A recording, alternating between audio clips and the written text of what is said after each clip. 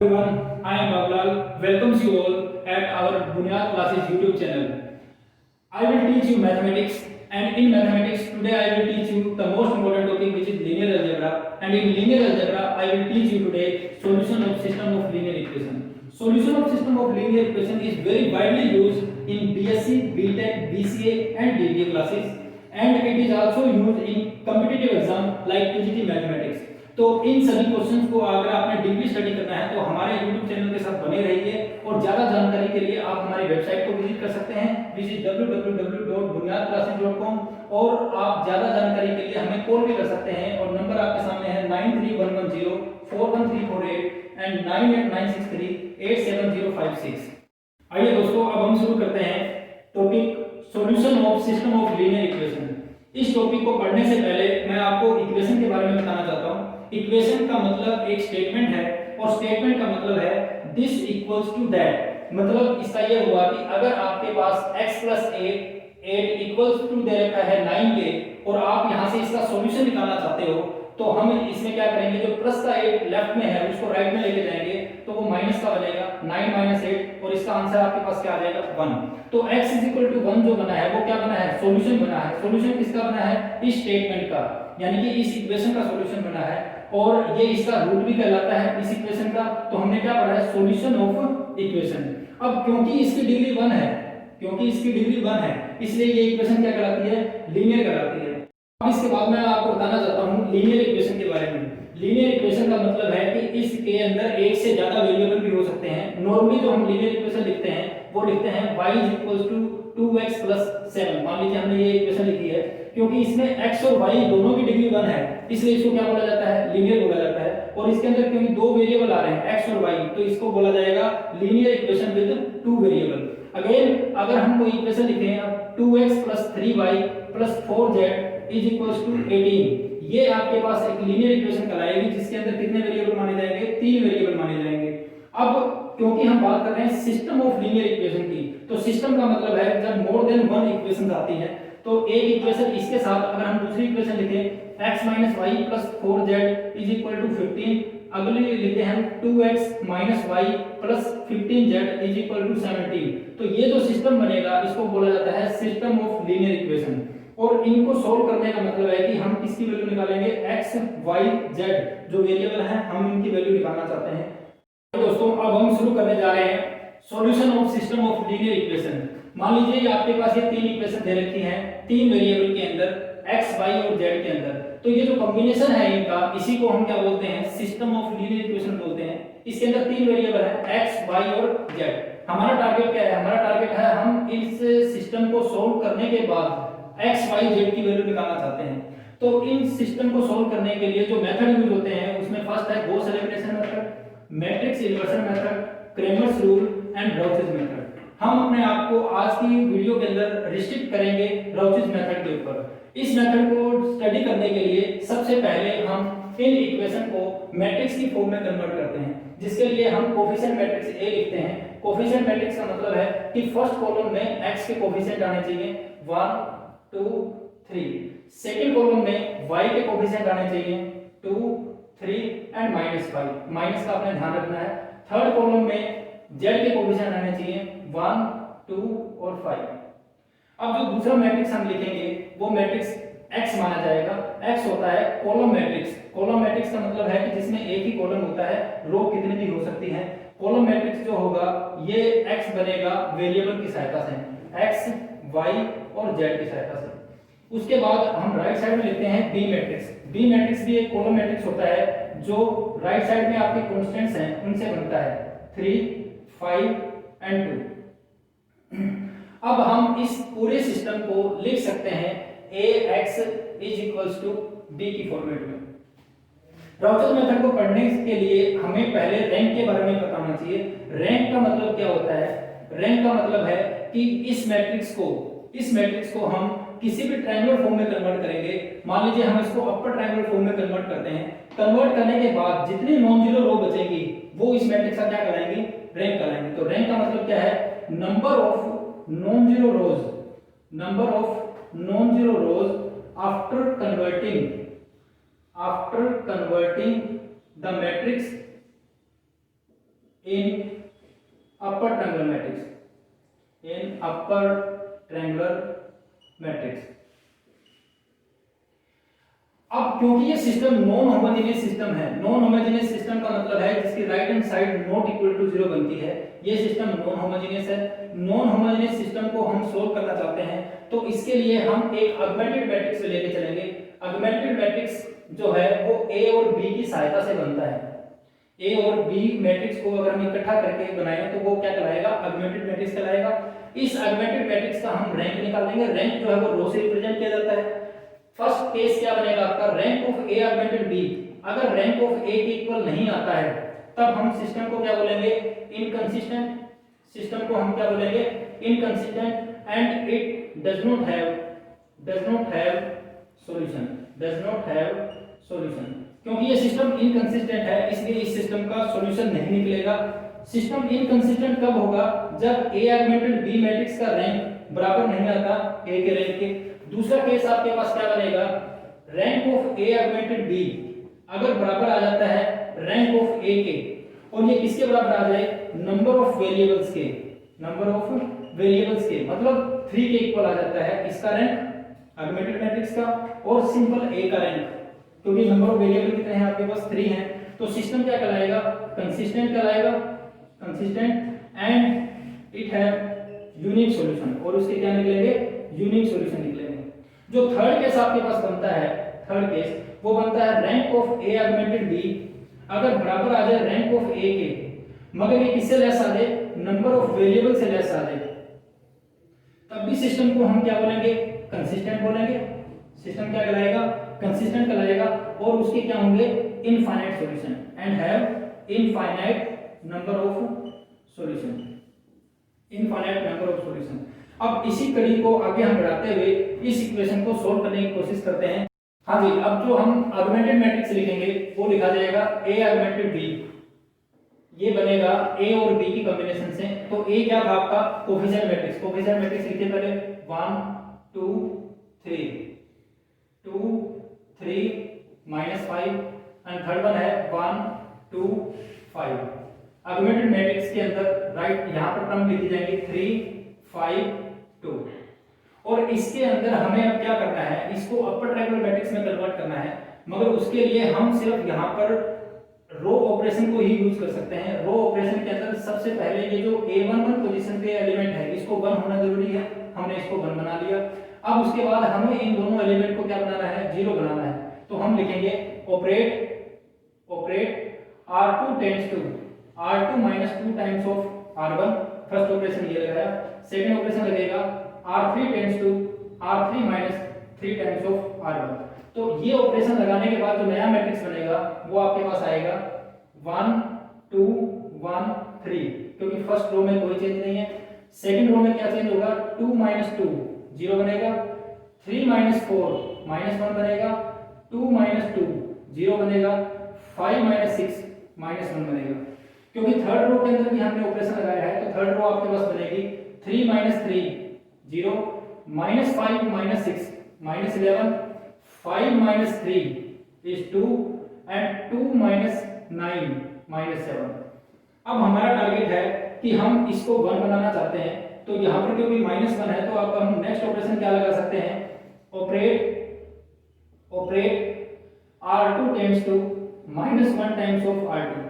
इसको माइनस से मल्टीप्लाई करने का या इसको 1 बनाने का सिर्फ इतना ही मतलब है कि नेक्स्ट जो टर्म बनेगी इसके नीचे वाली इसको 0 बनाना आसान हो जाएगा। तो अब ये ऑपरेशन लगाने के बाद बनेगा मैट्रिक्स 1 2 1 3 0 1 0 1 0 -11 2 -7। क्योंकि हमने ना तो R1 के ऊपर कोई ऑपरेशन लगाया ना ही हमने R3 के ऊपर लगाया, तो इन दोनों को हमने एज इट इज रखा है। अब नेक्स्ट ऑपरेशन के अंदर हम क्या करना चाहते हैं, ये जो 1 है इसके नीचे वाले एलिमेंट को, मतलब कौन सी पोजीशन पे है, ये A32 पोजीशन पे है, इसको 0 बनाना चाहते हैं। तो हमें ऑपरेशन लगाना पड़ेगा operate R3 tends to R3 + 11 times of R2। तो ये ऑपरेशन लगाने के बाद मैट्रिक्स बना 1 2 1 3। फर्स्ट रो को एज इट इज लिखिए 0 1 0 1। सेकंड रो को एज इट इज लिखिए 0, ये 0 बनेगा, और 2 में अगर इसका 11 टाइम जोड़ोगे तो ये 2 ही रहेगा। और -7 में इसका 11 टाइम जोड़ोगे तो ये क्या रहेगा 4। अब नेक्स्ट ऑपरेशन के अंदर अगर आप चाहें तो इसको 1 बना सकते हैं, अगर आप इसको 1 नहीं बनाना चाहते तो भी हम इसको यहीं छोड़ सकते हैं, क्योंकि ये हम इसको अपर ट्रायंगल में कन्वर्ट करना चाहते हैं तो ये हो चुकी है। अब आप देखेंगे यहाँ पर ये जो मैट्रिक्स है, इस पूरे सिस्टम का जो रैंक है, पूरा सिस्टम का मतलब हो गया ऑगमेंटेड ए और बी, तो ऑगमेंटेड मैट्रिक्स का जो रैंक है ए ऑगमेंटेड बी का, वो यहाँ पर 3 आया है। 3 इसलिए आया है क्योंकि पूरे सिस्टम में 3 नॉन जीरो रो है, और अगर हम इसको छुपो लें, यानी कि ये जो पीछे मैट्रिक्स बचेगा, ये क्या मैट्रिक्स बचेगा, ए मैट्रिक्स बचेगा, और इस मैट्रिक्स का रैंक भी कितना माना जाएगा, 3 माना जाएगा, क्योंकि इसके अंदर भी 3 नॉन जीरो रो हैं, और क्योंकि यहाँ पर आपके पास वेरिएबल भी 3 है, तो ये किसके बराबर हुआ, नंबर ऑफ वेरिएबल के बराबर हो गया। अब आपने जैसा पहले पढ़ा था कि अगर रैंक नंबर ऑफ वेरिएबल के बराबर आ जाए तो सिस्टम क्या बोला जाएगा, कंसिस्टेंट बोला जाएगा, सिस्टम कंसिस्टेंट बोला जाएगा, and it will have unique solution, और उसके सॉल्यूशन क्या होंगे, यूनिक सॉल्यूशन होंगे। अब सॉल्यूशन निकालने के लिए हमें क्या करना पड़ेगा, फर्स्ट इसको मल्टीप्लाई करना है अपने x से, सेकंड वाले एलिमेंट को आपने मल्टीप्लाई करना है y से प्लस 2y, और थर्ड एलिमेंट को आपने मल्टीप्लाई करना है z से प्लस z, बराबर किसके रखेंगे हम इसको, इस टर्म के 3 के। जो सेकंड रो है आपकी, इसमें फर्स्ट एलिमेंट को हम x से मल्टीप्लाई करेंगे, ये 0 हो जाएगा, सेकंड टर्म को हम मल्टीप्लाई करेंगे y से, और थर्ड टर्म की 0 बनेगी, इज इक्वल्स टू कितना माना जाएगा इसका 1। इसका मतलब ये हुआ कि y की वैल्यू यहाँ पर 1 आ गई। थर्ड रो को जब मल्टीप्लाई करोगे, इसको x से मल्टीप्लाई करना है आपने, इसको y से मल्टीप्लाई करना है, और इसको z से, तो इसका मतलब 2z बराबर हो गया किसके, 4 के। यहां से हम z की वैल्यू निकाल सकते हैं, z की वैल्यू आपके पास आ गई है 2। अब ये जो z की वैल्यू है और ये जो y की वैल्यू है, इन दोनों वैल्यू को अगर हम इस इक्वेशन में डालें तो हमारे पास यहां से x की वैल्यू क्या बनेगी, x प्लस 2 टाइम्स ऑफ 1 2 बनेगा, z की जगह पे आपने 2 रखा, और इज इक्वल्स टू आपके पास कितना आ गया 3। इसका मतलब x की वैल्यू आ गई आपके पास 3 4 यानी कि -1, तो x की वैल्यू आपके पास बने -1। अब आप ये चेक कर सकते हो कि जो आपने वैल्यू निकाली है x की, y की और z की, ये वैल्यू आपकी ठीक है या नहीं है। तो इसको चेक करने के लिए आप रैंडमली इन तीनों में से किसी भी इक्वेशन में ये वैल्यू पुट करें, अगर left hand side right hand side के बराबर आ जाती है तो इसका मतलब है कि आपका आंसर बिल्कुल ठीक है। मान लीजिए हम इसको बीच वाले इक्वेशन में पुट करते हैं सेकंड में, तो इसको पुट करने के लिए आपके पास आएगा 2 times of -1 plus 3 times of 1 plus 2 times of 2, कितना बना आपके पास -2 प्लस 3 प्लस 4, और ये आपके पास आ गया 5, और आप देखिए राइट हैंड साइड भी आपकी कितनी है 5। इसका मतलब ये आपका आंसर बिल्कुल ठीक है। तो अभी जो आपने लास्ट क्वेश्चन किया था वो क्वेश्चन था कंसिस्टेंट सिस्टम का जिसमें यूनिक सॉल्यूशन आता है। अब हम जो नेक्स्ट क्वेश्चन करने जा रहे हैं ये देखते हैं कि कंसिस्टेंट बनता है या इनकंसिस्टेंट बनता है। तो इसको सबसे पहले हम ऑगमेंटेड मैट्रिक्स में कन्वर्ट करेंगे। ऑगमेंटेड मैट्रिक्स के लिए हम इनके कोफिशिएंट लिखेंगे, x के पहले x के कोफिशिएंट लिखिए 3, और सेकंड इक्वेशन में x का कोफिशिएंट है 1, थर्ड इक्वेशन में x का कोफिशिएंट है 0, फोर्थ इक्वेशन में x का कोफिशिएंट है 2। सेकंड कॉलम जो लिखा जाएगा वो y के कोफिशिएंट का लिखा जाएगा, यहां पर आएगा 3, सेकंड इक्वेशन में y का कोफिशिएंट है 2, थर्ड इक्वेशन में जो y का कोफिशिएंट है वो 10, फोर्थ इक्वेशन में जो y का कोफिशिएंट है वो -3। थर्ड जो कॉलम लिखा जाएगा वो z के कोफिशिएंट का है, z का कोफिशिएंट फर्स्ट इक्वेशन में है 2, सेकंड इक्वेशन में क्योंकि z नहीं है तो वो 0 माना जाएगा, थर्ड इक्वेशन के अंदर z का कोफिशिएंट 3 है, फोर्थ इक्वेशन में z का कोफिशिएंट -1 है, और यहां पर b का मतलब है राइट हैंड साइड का column matrix, right hand side की कांस्टेंट टर्म, वो क्या क्या है 1, सेकंड है आपके पास 4, थर्ड है आपके पास -2, और ये है आपके पास 5। अब हम फिर दोबारा से इसके ऊपर रो ऑपरेशन लगाएंगे। रो ऑपरेशन लगाने के बाद हम कोशिश करेंगे कि ये अपर ट्रायंगल में कन्वर्ट हो जाए। इसके लिए हमें यहाँ पर पहले 1 बनाना जरूरी है। 1 बनाने से क्या होगा, नीचे वाले एलिमेंट को हम 0 आसानी से बना सकते हैं। इसको 1 बनाने के लिए इंटरचेंज करना जो है वो बेस्ट ऑप्शन है। इंटरचेंज करने के लिए हम लिखेंगे operate R1 interchange with R2, R1 को R2 के साथ इंटरचेंज करेंगे तो ये मैट्रिक्स आपके पास बनेगा 1 2 0 4, और सेकंड रो जो आपकी बनेगी वो कन्वर्ट होकर बनेगी 3 3 2 एंड 1। थर्ड रो सेम रहेगी 0 10 3 -2, और फोर्थ रो भी सेम रहेगी, 2 -3 -1 एंड 5। अब देखिए यहाँ पर 1 बन गया, हमें इसको 0 बनाना है, ये 0 बना हुआ है और हमें इसको 0 बनाना है। तो अब हम यहाँ पर दो ऑपरेशन इकट्ठे लगा सकते हैं। हम लिखेंगे operate R2 tends to R2 -3 times of R1, first operation. Second हम लगाएंगे R4 tends to R4 -2 times of R1। तो इसकी सहायता से जो नया मैट्रिक्स बनेगा वो बनेगा 1 2 0 4 और यहाँ पर आएगा 3 -3 0 3 -6 3 टाइम्स करना आपको, 3 -6 -3 2 -0 2 ही रहेगा, 1 -12 -11 हो जाएगा। जो थर्ड रो है क्योंकि इसके ऊपर ऑपरेशन नहीं लग रहा तो ये सेम रहेगी, 0 10 3 -2। इसके बाद इसके अंदर क्या चेंज आएगा, R4 में से आपने 2 टाइम्स घटाना है R1 का, तो 2 -2 कितना बना 0 -3 -4 2 टाइम्स करना आपको, -3 -4 -7 हो जाएगा।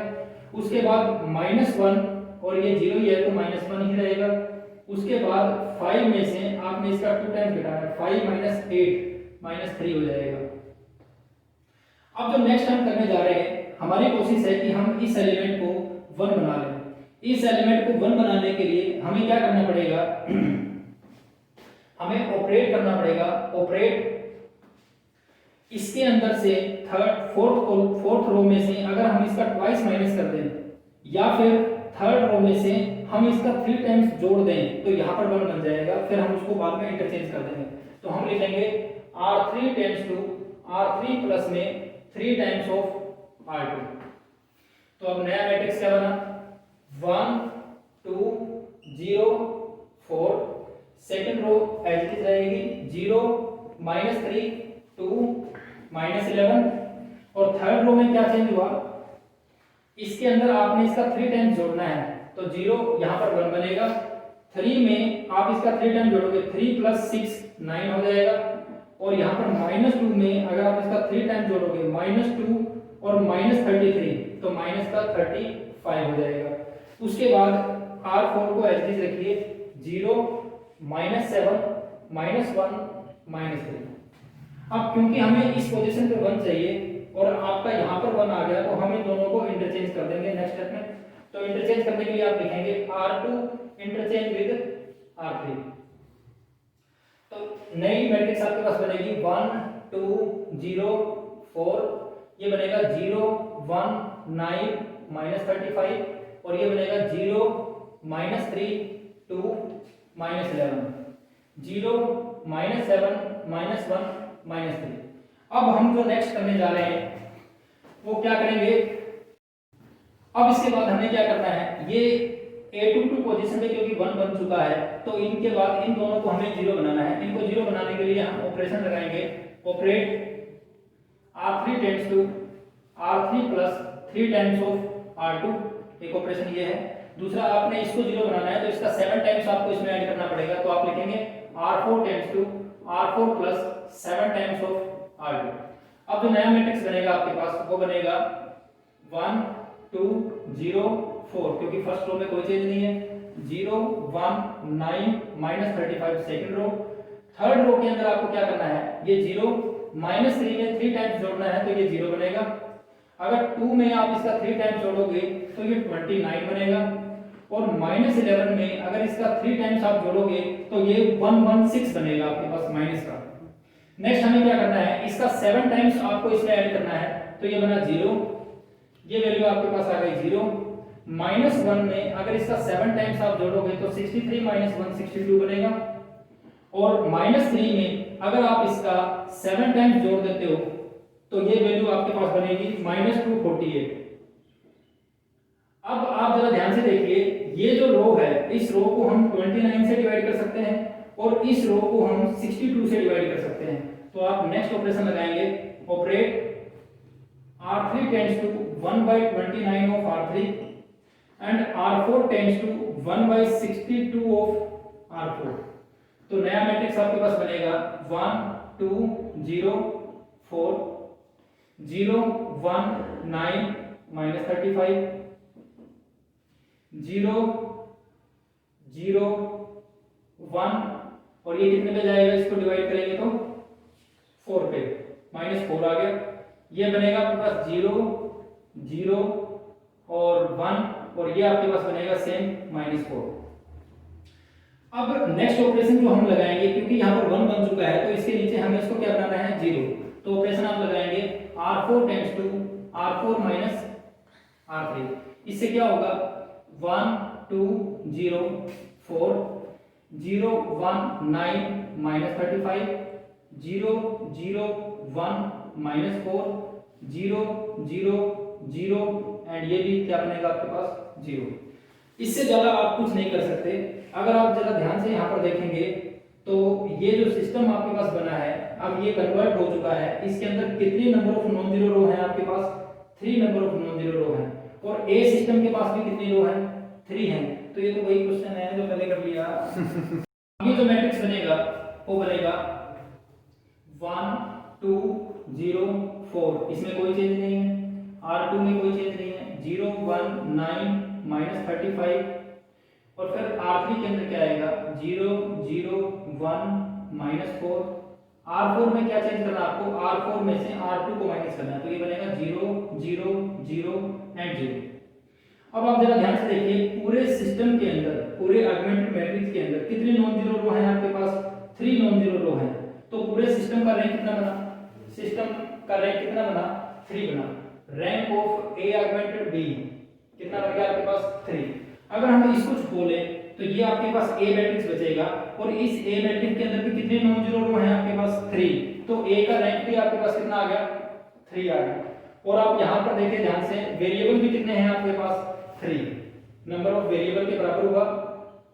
तो हम यहां से क्या सीखते हैं कि सिस्टम कंसिस्टेंट है, सिस्टम कंसिस्टेंट है और इसके पास क्या है, यूनिक सॉल्यूशन है। अब यूनिक सॉल्यूशन निकालने के लिए आपको क्या करना पड़ेगा, यूनिक सॉल्यूशन निकालने के लिए आपको इस फर्स्ट टर्म को x से मल्टीप्लाई करना है, सेकंड टर्म को y से मल्टीप्लाई करना है और बराबर आपने रखना है किसके, 4 के, क्योंकि थर्ड टर्म इसकी क्या है, 0।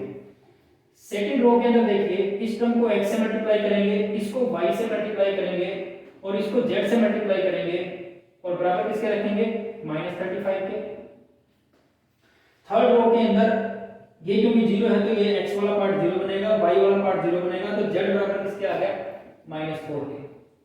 अगर हम इस z की वैल्यू को यहां पर पुट कर दें तो y -36 बराबर -35 हुआ। तो इसका मतलब y की वैल्यू आपके पास कितनी आ गई, 1। y की वैल्यू 1 आ गई। अब अगर हम इस y को और z को इस इक्वेशन में डालें या सिर्फ y की वैल्यू इस इक्वेशन में डालें तो यहां पर x की वैल्यू जो आपके पास आई है वो कितनी वैल्यू आई है, 2। हमारा ये आंसर आ गया है। और अगर हम इस आंसर को वेरीफाई करना चाहते हैं तो इसके लिए हमें इन तीनों वैल्यू को रेंडमली इन चारों में से किसी भी एक इक्वेशन में पुट करना है। मान लीजिए हम इसको इस थर्ड इक्वेशन में पुट करते हैं जो कि है 10y + 3z। इसका मतलब y की वैल्यू अगर मैं 1 डालता हूं तो 10 × 1 + 3, z की वैल्यू को मैं -4 डालता हूं तो -4। तो ये बना आपके पास 10 - 12 जो कि किसके बराबर है, -2 और -2 आपका राइट हैंड साइड है। इसका मतलब ये होगा कि ये जो सॉल्यूशन आ गया है ये सॉल्यूशन आपका बिल्कुल ठीक है। अब solution of system of linear equation को और ज्यादा डिटेल में समझने के लिए हम एक एग्जांपल और लेते हैं। इसके अंदर हमने फर्स्ट इक्वेशन लिखी है x + y + z = 6। Second equation है x + 2y + 3z = 10। Third one है x + 2y + 3z = 12। सबसे पहला काम हमारा ये है कि हम इसको ऑगमेंटेड मैट्रिक्स में लिखेंगे। ऑगमेंटेड मैट्रिक्स जो आपके पास बनेगा वो बनेगा 1 1 1। सेकंड कॉलम है 1 2 2। आपको पता ही होगा कि थर्ड कॉलम कैसे लिखा जाएगा, z के कोएफिशिएंट से, वो बनेगा 1 3 3 और राइट साइड में जो टर्म बनी है वो लिखेंगे 6 10 एंड 12। अब हमें क्या करना है, क्योंकि यहाँ पर 1 बना हुआ है पहले से, हमें इसको 0 बनाना है और इसको 0 बनाना है, जिसके लिए हम ऑपरेट करेंगे, operate R2 tends to R2 - R1 और सेकंड ऑपरेशन हम लगाएंगे R3 tends to R3 - R2। R3 में से R2 को भी माइनस कर सकते हो, R3 में से R1 को भी माइनस कर सकते हो। तो अब ये नया बनेगा मैट्रिक्स 1 1 1 6। 1 - 1 कितना बना, 0। 2 - 1 कितना बना, 1। 3 - 1 कितना आ गया, 2। अब यहाँ पर 10 माइनस 6 कितना हो जाएगा 4। अब थर्ड रो में क्या चेंज आएगा, 1 में से 1 माइनस किया तो 0, 2 में से 2 माइनस किया तो 0, 3 में से 3 माइनस किया तो 0, और 12 में से 10 को माइनस किया तो कितना आ गया आपके पास 2। और अब इससे ज्यादा आप कुछ नहीं कर सकते। अब यहाँ पर जब आप पहुंचे हो तो आप ये देख सकते हो कि पूरे सिस्टम के अंदर कितनी नॉन जीरो रो हैं, पूरे सिस्टम में 3। इसका मतलब ये हुआ कि rank of A augmented B आपके पास कितना आया 3। और अगर हम इसको छुपो लें तो ये जो मैट्रिक्स बचता है ये बचता है आपके पास ए, और ए के अंदर कितनी नॉन जीरो रो है सिर्फ 2। तो रैंक ऑफ ए कितना बना आपके पास 2 बना। तो हम यहाँ से ये कंक्लूजन निकालते हैं कि rank of A augmented B बराबर नहीं है रैंक ऑफ ए के। इसका मतलब ये हुआ कि सिस्टम क्या बनाएगा, inconsistent and it does not have no solution. It does not have no solution, इसका कोई भी सॉल्यूशन नहीं निकलेगा। ज्यादा जानकारी के लिए आप नीचे दिए गए नंबर पे कॉल कर सकते हैं और हमारी वेबसाइट को विजिट कर सकते हैं। अब मैं आपसे उम्मीद करता हूं कि आप इस चैनल को ज्यादा से ज्यादा लाइक करेंगे, सब्सक्राइब करेंगे और आगे शेयर भी करेंगे। Thank you very much.